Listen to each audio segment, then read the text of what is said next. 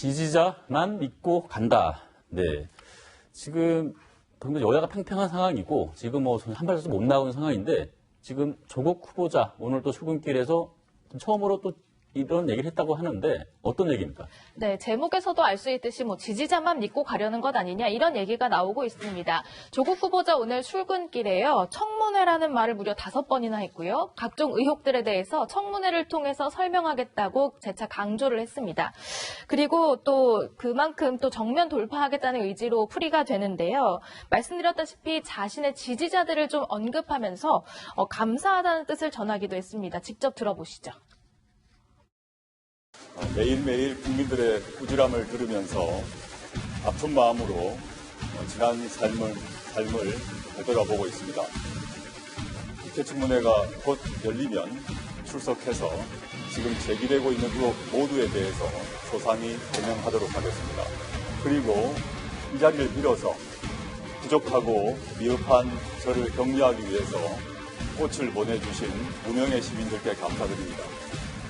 저를 믿어주시고 음량으로 응원해주신 분들께도 감사드립니다. 인사청문회 준비를 더욱 열심히 하도록 하겠습니다. 감사합니다. 네, 보신 것처럼 처음으로 지지층에 대한 감사 표시를 했습니다. 지금 국민의 조국을 처음에 외쳤었는데 오늘 처음으로 무명의 시민 그리고 믿어주시고 응원해주신 분이 등장을 했습니다. 그 국민보다는 자신을 믿고 지지해주는 분들 믿고 가겠다라고 읽을 수 있는 부분이거든요.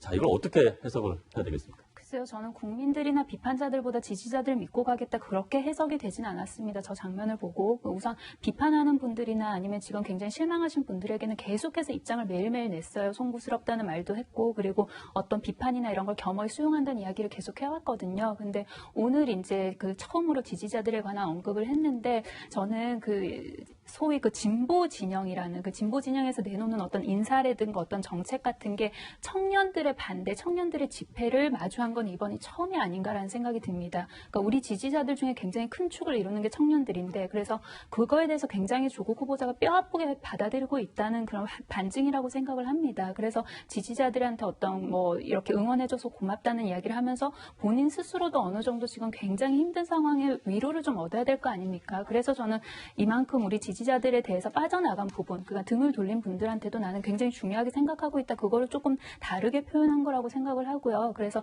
지지자들에게 고맙다는 말이 비판하는 국민들을 보지 않고 지지자들만 보고 나는 그냥 마이웨이를 가겠다 그 뜻은 아니라고 생각합니다. 네. 또 오늘 출근길을 하면서 조국 후보자 지금 매번 기자들이 여러 가지 의혹들에 대해서 질문을 하고 있습니다. 매번 좀 답변을 피하고 있는데 과연 오늘 어떻게 얘기를 했는지 들어보고 말씀 나눠보도록 하겠습니다. 딸 의혹을 규명하라는 학생들 집회가 끊이지 않고 오늘도 예정되어 있는데요. 여론이 끊이지 않고 있는데 어떻게 생각하시는지 궁금합니다. 그런 비판적 여론 충분히 알고 있으며 그에 대한 국민들의 안타까움이나 저에 대한 여러 가지 비난과 질책 잘 알고 있습니다. 그 문제에 대해서도 충분히 인사청문회에서 설명하도록 하겠습니다. 과거 법무부 장관 본인이나 가까운 사이가 수사 대상이 되면 검찰의 철저한 수사가 불가능하다고 하셨는데 이는 본인에게도 해당되는 말은 아닙니까? 그 점은 나중에 설명드릴 사안이라고 봅니다. 지금 제가 후보자이기 때문에 언급할 사안이 아니라고 봅니다. 과거 조윤선 장관 때 장관직 내려놓지 않고 수사받는 거에 대해서 질타하셨는데요. 본인에게는 적용되지 않는다고 생각하시는 건가요? 한번 확인해 보겠습니다. 네, 오늘 또 좀 답변을 다 피해 나갔는데 지금 다 조 후보자 과거에 했던 발언에 대한 답을 지금 요구하는 과거의 조국의 답에 대해서 현재의 조국은 어떻게 생각하십니까? 라고 물었는데 답을 좀 다 피해 갔습니다. 이거 어떻게 볼까요? 이 부분이 참 조국 후보자가 스스로 자기 그동안에 언론이 제기한 의혹들에 대해서 명명백백하게 그게 모두 가짜고 이렇게 사실이 아니라면은 왜 지금 얘기하지 않습니까? 저는 왜 굳이 청문회에 가서 얘기만 하고 청문회라고 하는 거예요. 청문회 가기 전에 언론의 검증이 있는 거예요. 그러면 거기에 대해서 후보자는 자기 스스로 그거에 대해서 사실관계가 어떻게 되는지 얘기해야 될 그런 권리뿐만 아니고 의무가 있는 겁니다. 그런데 모두 청문회에 가서 얘기했다. 청문회는 딱 하루 열렸는데 다행히 이번에 이틀 열립니다. 대부분은 원래 하루잖아요. 그러고 거기에 가서는 또 다음에 열심히 하겠다고 하고 제가 잘 관리하지 못했다고 그러면은 결국은 의혹이 해소되지 않는 거 아니겠습니까?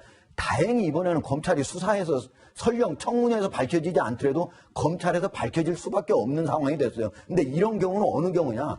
유일하게 단순히 도덕성 검증이 아니라 이게 범죄와 연관이 돼 있을 가능성이 높다 해서 검찰이 범죄 수사까지 들어갔기 때문에 이루어지는 일이에요.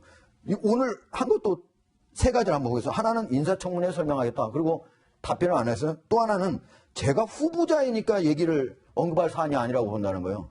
아니, 왜 후보자니까 언급할 사안이고 후보자니까 물어보는 거 아닙니까? 그리고 마지막은 조윤선 장관 같은 경우 이거는 2017년이니까 2년 전 얘기입니다. 2년도 채 안 된 얘기입니다. 왜 기억 안 납니까? 자기 잘날 텐데 그거는 다시 확인해 보겠다고 얘기했습니다. 모두가 그냥 답변을 피해 나가기 위한 것이다. 그리고 진짜 자기 자신이 억울하다면 거기서 얘기를 해야죠. 그리고 언론의 검증에서 충분히 얘기한 다음에도 국회의원들이 추가로 제기하는 것들에 대해서 청문회에서 얘기해야 되는 겁니다. 그거를 모두 피해 나가기 위해서 청문회를 하나의 언론의 검증을 피하기 위한 수단으로 삼는다. 그런 분은 장관을 할 자격이 없는 거죠. 네. 자, 조국 후보자 일가족에 대해서 검찰의 압수수색이 진행되고 계속 검찰 수사가 진행되고 있는데 어제 출근길에서는 지금 변호사 아직 구하지 못했다라고 본인이 얘기를 했어요. 그런데 지금 알아봤더니 지금 조 후보자 가족이 또 변호사를 선임한 건 하긴 됐죠. 그렇습니다. 어제 조국 후보자 측 변호인이 검찰을 면담하고 갔다 이렇게 알려졌는데요. 알려지기로는 조국 후보자의 부인이 변호사를 선임했는데 이인걸 변호사를 선임했다 이런 소식이 전해졌습니다. 이인걸 변호사가 누군지 한번 봤더니 문재인 정부의 민정수석실의 특감반장 출신이고요. 그러니까 조국 민정수석 아래에서 반부패 비서관실의 선임 행정관을 지낸 인물입니다.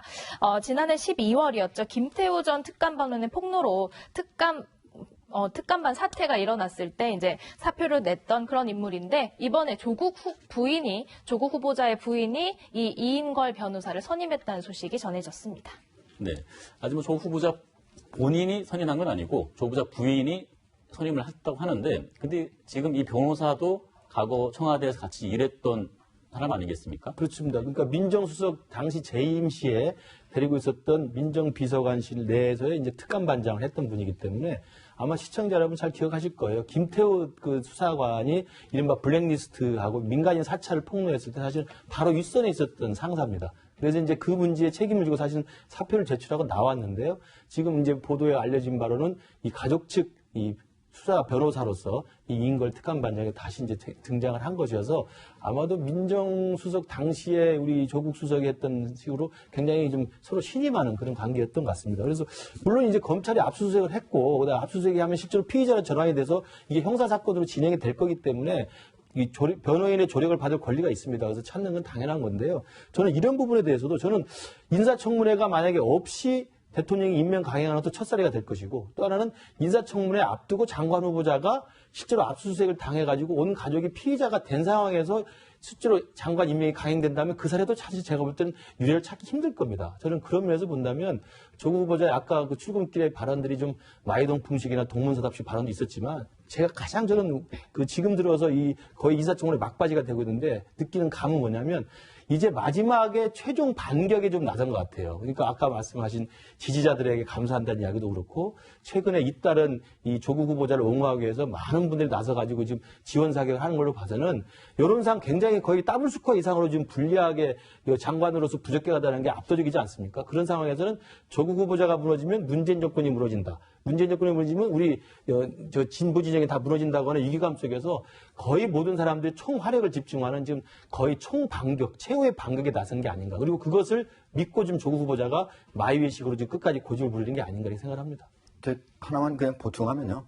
조국 후보자를 만약에 청문회 없이 임명한다고 해서 처음은 아니고요. 이명박 정부 시절에도 초기에도 3명의 장관 후보자를 그렇게 임명한 적은 있습니다. 다만 그때는 여야가 원구성 자체를 하는 것과 갈등해서 장시간 이제 갈등했기 때문에 그 아예 청문회 자체를 열기가 어려운 상황이기 때문에 그냥 임명한 겁니다. 네. 알겠습니다. 자, 방금 말씀하신 것처럼 최근 들어서 지금 조국 후보자 구하기에 대한 지금 지원 사격들이 계속 이어지고 있습니다. 어제는 유시민 노무현재단 이사장의 지원 사격이 있었고요. 오늘은 이재명 경기지사가 또 조국 후보자 옹호에 나섰습니다. 네, 사실 이재명 경기도지사도 본인의 뭐 공직자로서의 신분 이외에 개인적인 의혹들로 지금 재판을 받고 있는 것과 관련해서 본인도 조국 후보자에 대해서 입장을 내놨습니다. 지금의 그 상황이 비이성의 극치인 마녀 사냥에 가깝다라고 하면서 이제 조 후보자에게 조금 옹호하는 입장을 실어줬는데요. 치열한 청문 과정을 좀 지켜보자. 그러니까 청문회의 필요성을 역설하면서 그때 청문회를 지켜보고 판단해도 늦지 않다. 이런 입장을 SNS에 올렸습니다. 강 대변인, 민주당 내부에서도 좀 친문 세력들이 있고 지지층에서도 그리고 이재명 지사를 또 지원하는 또 세력들이 있지 않습니까? 그래서 좀 반목이 있긴 했는데 최근 지금 이재명 지사가 오늘 온 걸 보면 그럼에도 불구하고 이번 사태에 대해서는 힘을 모아야 된다. 그런 메시지로 읽어도 되겠습니까? 힘을 모아야 된다는 메시지라기보다 저는 굉장히 원론적인 이야기를 했다고 생각을 합니다. 그러니까 일단 청문회를 좀 지켜보고 그때 가서 판단해도 늦지 않다. 그러니까 국민이 국회에게 위임해준 그 권리, 우리 청문회를 좀 하자는 그런 이야기 아닙니까? 지금 언론이 수없이 의혹을 쏟아내고 있고 야당은 뭐 그 검찰에 이제 고소고발까지 하기도 했는데 그 후보자가 직접 나서서 후보자의 입장에서 이야기를 해준 건 없어요. 물론 후보자 주변 사람들이 이야기를 많이 했죠. 뭐 대학 교수도 이야기를 하고 입시 관계자도 이야기를 하고. 근데 기본적으로 그런 사람들은 본인의 이해관계 기본에서 이야기할 수밖에 없습니다. 교수의 입장에서 이야기를 할 수밖에 없는 것이고 입시 전문가의 입장에서 이야기할 수밖에 없는 것입니다. 그렇다면 후보자의 입장에서 종합적으로 이야기를 할 기회를 한 번은 주자는 거잖아요. 청문이라는 게 듣고 물어보자는 거 아닙니까? 순서도 따져보자면 굳이. 근데 그 조국 후보자가 왜 그렇다며 계속해서 청문회에서 이야기를 한다고만 이야기하고 언론에 저렇게 카메라를 받을 때 아무런 대답을 하지 않느냐 이런 좀 비판도 아까 하셨는데 본인의 입장을 내놓고 있습니다. 청문 준비단에서 이렇게 뭔가 사실관계를 정리해서 내놓지만 이게 들려지지가 않아요. 그러니까 언론에서 집중적으로 보도도 되지 않고, 그러니까 물론 헤드라인은 굉장히 의혹에 관한 헤드라인이 나가고, 그 다음에 그 청문 준비단의 입장은 굉장히 밑에 작게 잘 보이지 않는 곳에 있단 말이에요. 그러니까 입장을 지금 안 내놓는 것도 아니고 내놓고 있음에도 불구하고 들어주지 않고 있다. 그러니까 온 국민의 관심이 집중될 청문회를 하자는 거 아닙니까? 그래서 해서 그 다음에 판단해도 늦지 않다. 저도 민주당도 그 입장이라고 생각합니다. 네. 지금 대변인 말씀하셨지만 지금 유시민 이사장도 그렇고 이재명 지사도 마녀 사냥이다. 언론이 과도하게 의혹 공세를 하고 있다라고 얘기를 하고 있는데 그런데 또 과거의 조국이 또 등장을 합니다. 네. 2013년에 조국 후보자가 이렇게 또 얘기를 했습니다. 편집과 망상에 사로잡힌 시민도 쓰레기 같은 언론도 표현의 자유가 있다. 특히 공적 인물에 대해서는 제멋대로의 검증도 야멸찬 야유도 조롱도 허용된다. 라고 얘기를 했습니다. 지금 최근 들어서 뭐 가짜 뉴스 얘기도 하고 너무 뉴스 수가 너무 많다. 과도한 공세 아니냐라고 얘기를 했는데 2013년에 조국 후보자는 또 지금 상황 또 정반대되는 또 얘기를 했습니다. 참 아이러니한 상황이죠. 저게 바로 이제 조국의 적은 조국이라고 하는 과거 조국이 현재 조국에 묻는 것밖에 되지 않는 게 되는데요. 정말 이제 아마 잊혀질 권리가 없는 지금의 상황이 아마 조국 후보자는 굉장히 뼈아플 거예요. 그러니까 지금의 똑같은 상황을 두고 과거 조국 후보자가 교수 신분에서 당시에 이 보수 정권이 집권했을 때 수많은 보수 정권의 주요 인사들에 대해서 정치적 발언, 그다음에 정치적 비판, 공격을 해왔거든요. 그 내용이 사실 있는 그대로의 지금 조국에게 돌아와서 지금 돌아온 부메랑처럼 화살이 꽂히고 있는데 저런 부분들에 대해서 국민들은 사실은 지금 굉장히 화가 나 있는 겁니다. 그러니까 불법성 여부라든지 그다음에 정책적인 어떤 자질이나 검증 능력 자체는 차치하더라도 그것은 뭐 검찰이 나중에 뭐 차후에 밝혀낸다 하더라도 국민들이 제일 화가 나는 것은 저렇게 자기 입으로 해놓은 것에 대해 정반대의 이야기를 똑같이 자기가 하고 있는 것은 도대체 조로란불이라는 신조가 나올 정도로 가장 전형적인 이중잣대의 전형이라고 보는 거 아니겠습니까? 그래서 저런 부분에 대한 가장 그 국민적인 그 분노가 법무장관이라는 건 특히나 또 법질서의 확립, 그다음에 공평성, 공정성에 또 가장 중요한 주무부처인데 그 장관으로서 과연 이게 적합하겠느냐 이런 식에 대한 근본적 회의를 좀 갖고 있는 거거든요. 그래서 저는 조국 후보자가 스스로를 좀 돌이켜볼 수 있는 충분한 저는 시간이 있었을 것 같은데 왜 계속 고집을 부리는지 저는 개인적으로 좀 이해는 되지 않습니다. 네. 지금 여러 가지 상황이 벌어지고 있는데 어제 또 청와대에서 지금 강기정 정무수석이 SNS에 윤석열 총장에 대한 처벌 주장하는 글에 대해서 좋아요를 또 눌렀어요. 지금 이게 아무래도 중립을 지켜야 될 표기는 청와대인데 지금 이해찬 대표도 그렇고 지금 유시민 회장 그리고 강기정 정무수석까지 전방위로 지금 뭔가 불만을 표시하면서 지지층을 좀 끌어들이는 모양새를 보이고는 분명히 있거든요. 그런데 일반 국민들 생각은 어떤지 궁금합니다. 네, 오늘 여론조사 결과가 하나 나왔는데요. 국민의 절반 이상이 조국 법무부 장관 후보자에 대한 임명이 적절하지 않다, 이렇게 생각하는 것으로 드러났습니다. 적절하다고 생각하는 사람은 27%에 불과했고요. 의견을 유보하고 있는 사람들도 좀 있었는데 어쨌든 절반 이상은 적절하지 않다고 생각하고 있습니다. 오늘 저녁에도 곳곳에서 이제 뭐 촛불 집회라든지 반대하는 촉구 대회 같은 것들이 예정되어 있습니다. 현재 특별히 대학가에서는 사퇴를 촉구하는 목소리들이 연이어 이어지고 있는데요. 그 목소리들을 한번 모아서 들어보시죠. 무엇이 두렵습니까? 청와대와 여당의 비호 아래 부적격한 사람이 법무부 장관이 될 위기에 놓여 있다는 것이 우리를 두렵게 합니다. 기회는 평등하고 과정은 공정하고 결과는 정의로운 대한민국을 위해 이젠 그만 사퇴하십시오. 학교 망신 그만 시키시고 나라 망신 그만 시키시고 이젠 제발 내려와 주십시오. 네, 지금 오늘도 고려대에서는 또 2차 촛불 집회가 지금 예고돼 있습니다. 그리고 부산대에서는 학생 91%의 찬성으로 촛불 집회 열기로 또 의견이 모아졌습니다. 지금 대학가에서의 반대 여론 계속 비등비등하게 높아지고 있는데 참 이게 어려운 것 같아요. 근데 지금 우리 조국 후보자 측에서는 이 여론, 반대 여론에 대해서 촛불, 특히 대학생, 젊은 청년들이 든 촛불에 대해서 좀 다른 시각을 갖고 있는 것 같습니다. 네, 어제도 언급되긴 했지만 유시민 이사장의 언급 한번 들어보시고 얘기 나눠보도록 하겠습니다. 마스크들은 안 쓰고 오면 좋겠어. 그냥 저는 뒤에서 자유한국당 패거리들의 손길이 어른어른하는 그런 거라고 봐요. 지금 조국 욕한다고 해서 대통령 비난한다고 해서 누가 불이익을 줘요? 근데 왜 마스크로 얼굴을 가리고들 그렇게 집회를 하는 거예요? 집회 안 해도 되거든요. 그게 물방고기반이에요.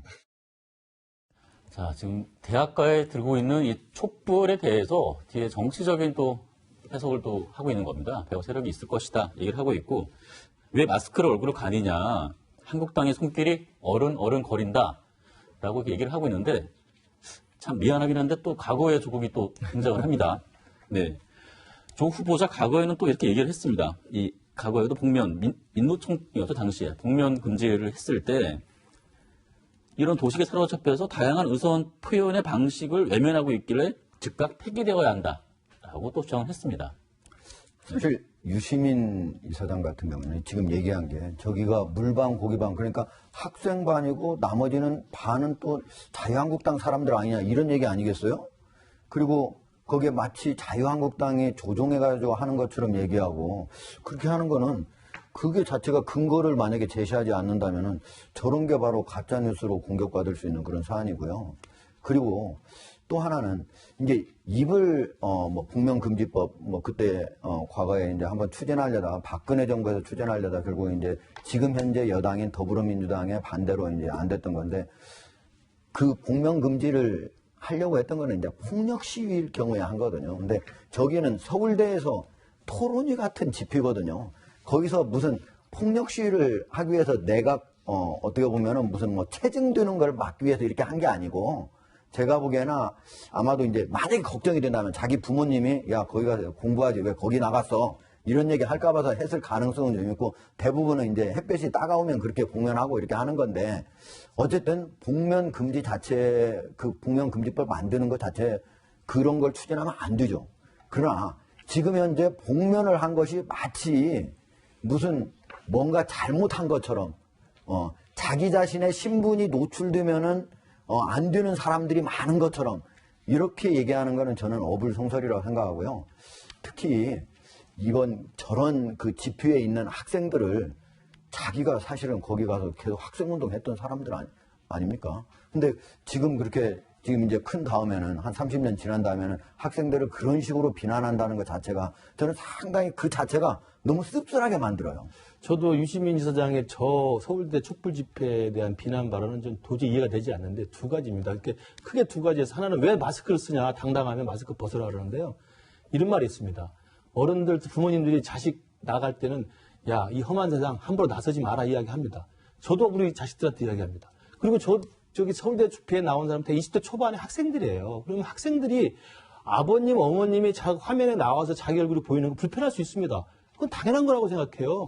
왜냐하면 공부하러 방학 때 나가는 건데 우리 학생이 그 막 모든 언론에 관심이 초점이 집중돼 있는데 집회에 나와 있다. 좀 불편할 수 있잖아요. 마스크 쓸 수 있는 겁니다. 그것을 갖다가 마치 너희 떳떳하지 못하고 누구 조정받으니까 마스크 쓰는 거 아니냐라고 밀어붙이면 저는 유시민 이사장이 정말 이 젊은 세대들, 20대 세대들의 그 마음을 전혀 공감을 못 잊고 있다라는 저는 제가 볼 때 거의 꼰대 소리를 들 수밖에 없는 거고요. 두 번째는 또 그런 이야기도 했더라고요. 아니 군사독재 시절에는 남들이 그 무서워서 말을 못하니까 학생들이 그걸 대신 외쳐줬던 건데 남들 다 이야기하고 언론이 다 비난하는데 왜 이제 나와서 또 같이 비난하니 이거거든요.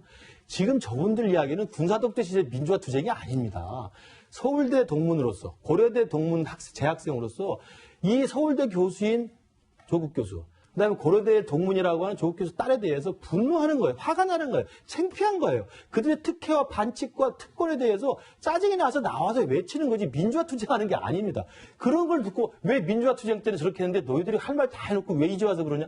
저는 유시민 이사장이 아무리 조국 후보자를 지켜내는 조국 일병 구하게 나선다 하더라도 말이 되는 논리를 가지고 이야기해야죠. 제가 볼 때 오히려 유시민 이사장의 저 발언이 진보가 꼰대라는 것을 여실히 보여주는 20대들의 마음을 다시 한번 닫게 하는 저는 역작용을 냈다고 생각을 해요. 네, 교수님이 말씀하신 것처럼 지금 대학가의 촛불, 이 학생들의 진정성과 순수성, 우리 기성세대들이 지켜줘야 될 부분 분명히 있는데 그럼에도 불구하고 정치권, 특히 한국당 과연 처신을 잘 하고 있는 건지 잘 모르겠습니다. 네. 사실 이 학생들의 진정성을 그대로 살리기 위해서는 그냥 학생들의 자발적인 모임으로 놔둬야 된다 이런 목소리가 높긴 한데 거기에 조금 우려가 되는 상황들이 좀 생기는 것 같습니다. 오늘 한국당은 자기네 그 당에서 만든 어떤 일종의 별도의 행사이긴 하지만 여기에 이제 대학생들이 연사로 참여하는 그런 행사가 있기 때문에 여기에도 좀 우려의 목소리가 나오고 있고요. 또 하나는 최근에 있었던 서울대 집회에 한국당 옛 인사들이 참여해서 좀 논란을 빚었는데요. 특히 서울대 법대 출신의 정준길 전 한국당 대변인이 조국 후보자를 따라하는 그런 그 모습 비유해서 연사로 나서서 조금 눈길을 끌었습니다. 관련 영상 한번 보고 오시죠. 솔직히 고백합니다. 제일 저자 저 요번에 알았습니다. 딸내미가 저는 정말 공부 잘하는 줄 알았습니다. 남들을 비판하다 보니까는 제 주변을 제대로 못 살폈습니다. 너무나도 부끄러워서 저는 이 자리에서 동문 여러분들께 죄송한 마음으로 사죄의 인사를 드리도록 하겠습니다. 네, 시간 관계상 저희 발언 지금 정준길 전 대변인입니다. 네, 한국당 대변인의 모습인데 서울대 동문이라서 그럴 수 있다라고 이해할 수 있지만 조금 순수성을 침해하는 부분에서 안타까움이 좀 있어요. 그런데 함께 가신 분, 지금 보시는 분, 유효의 전 한국당 최고위원입니다. 지금은 제명돼서 당적은 없어요. 그래서 당적은 없으신 분이긴 한데 이분이 그렇다고 서울대 동문은 아니거든요. 그래서 여기까지 또 가셔서 또 여러 가지 얘기를 합니다. 특정정당 사람은 아니다라고 얘기를 하지만 이런 분들이 이 대학가의 모습을 드러내는 것만으로도 이 청년들의 순수성을 침해하는 거 아니냐 그런 걱정이 있거든요. 어떻게 보십니까? 참 뭐라고 말씀드려야 될지 잘 모르겠는데요. 그 청년들의 순수성을 침해하고 그 이전에 저는 저분들이 지금 한창 이런 이슈 위에 그냥 본인들의 이름을 이 스팟라이트를 한번 받아보려고 저런 행동을 한다고 생각을 해요. 그래서 굉장히 부적절하다는 생각이 들고요. 어느 쪽이든 진보 쪽이든 보수 쪽이든 저는 젊은이들의 목소리, 대학생들의 집회에 어떤 딱지를 붙일 자격은 아무도 없다고 생각을 합니다. 청년들이 왜 모였나 그 본질을 조금 더 깊이 고민해야 된다고 생각을 합니다. 이게 진영의 문제가 아니거든요. 그러니까 청년들이 원하던 진보 정권이 왔어요. 진보 정권이 왔는데 우리가 이전 정권에 원하지 않았던 그런 본인들이 반대를 했던 그런 정권에서 있었던 일들이 왜 반복이 되는가 그거에 대한 어떤 분노나 허탈감 아니겠습니까? 그렇다면 거기서 현실을 읽고서 우리가 여기서 어디로 갈 것인가를 고민을 하는 게 저는 정치인이나 아니면 영향력이 많은 사람들이 해야 할 일이라고 생각을 하고요. 그리고 기본적으로 저런 집회나 아니면 인터넷에서 어떤 찬반을 한다거나 이거는 사회적으로 굉장한 에너지입니다. 그렇다면 이 에너지를 가지고 가지고 우리가 어떻게 개혁의 동력으로 삼을 것인가, 그 연결다리를 고민하는 게 정치인이고 그리고 사회 지도층들의 저는 몫이라고 생각을 합니다. 그리고 또한 젊은이들이 부르짖는 게 그런 공정이고 정의인 거잖아요. 근데 바뀐 시대란 말이에요. 이전의 공정과 정의와 지금 저들이 부르짖는 공정과 정의는 다른 것이거든요. 그렇다면 저들이 부르짖고 있는 공정과 정의에 대한 그런 정의에 대해서 우리가 어떻게 그러면 함께 합의를 해나갈 것인가, 그런 고민의 다리를 놓아주는 것이 기성세대가 반성을 한다면 해야 할 일이지, 저기에 참여를 해서 본인의 이름을 나오게 한다? 참 부끄러운 일이라고 생각합니다. 저기 류해 전 자유한국당 최고위원은요, 건국대 출신이에요. 그러니까 서울대 졸업생도 아니에요. 왜 갔는지 모르겠어요. 저런 사람들 때문에 오히려 야당이 혹시 저기에서 배후 조종하는 거 아니냐, 이런 의심을 받는 거 아니겠어요? 네, 오늘 또 지금 대학가의 촛불 또 밝혀지는데 그 순수성, 진정성 지켜줬으면 하는 바람입니다.